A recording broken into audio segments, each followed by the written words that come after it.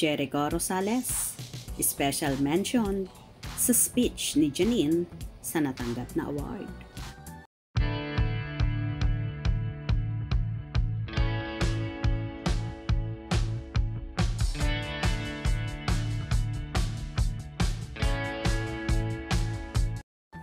Nakatanggap nga ang TV host at multi-awarded actress na si Janine Gutierrez ng tropeo mula sa 38 PMC Awards per Television bilang Best Supporting Actress sa hit seryeng Lavender Fields.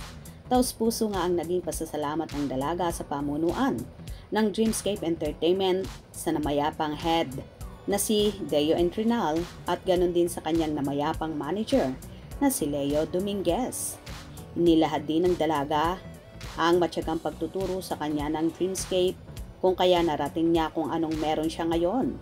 Bukod pa dyan ay nagpasalamat din siya sa mga kasamahan niya sa serye.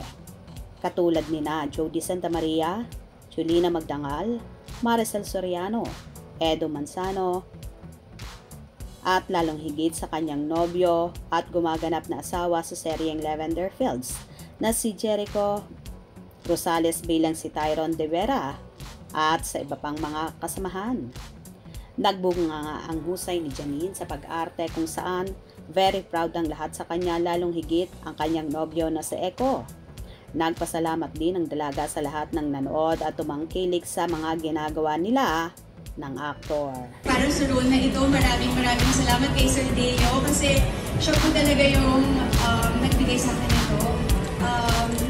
Thank you of course sa Dreamscape na talagang nagtyaga at tinutukan ako kung paano ba ito tamang gampanan.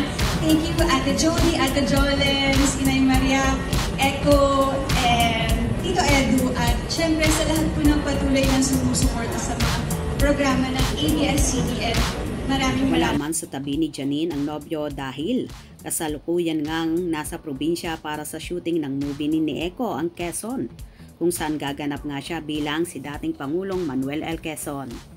Busy man ang actor pero palagi pa rin siyang updated sa dalaga, kaya naman lalong ganadong magtrabaho ang actress. Tila isa nga si Echo sa lucky charm ni Nini kaya naman sunod-sunod at umaapaw ang natatanggap na biyaya ng dalaga. For sure babawi naman si Jericho sa dalaga after ng shooting nila at paniguradong magse-celebrate sila ng mga successful na naganap sa actress, lalo na sa pagrampa sa runway ng bench, ang body of work, at ngayon naman ay ang pagkatanggap niya ng tropeo mula sa PMPC Awards para sa Best Supporting Actress. Good job Nini, halatang so in love ka kaya naman nagagawa mo ng mabilis at magaan ang mga eksena nyo noon ni Echo, kaya the best ka talaga.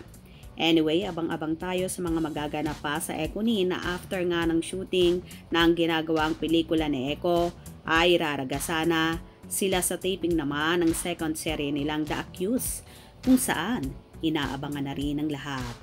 Kung nagustuhan nyo ang video na ito, comment down below.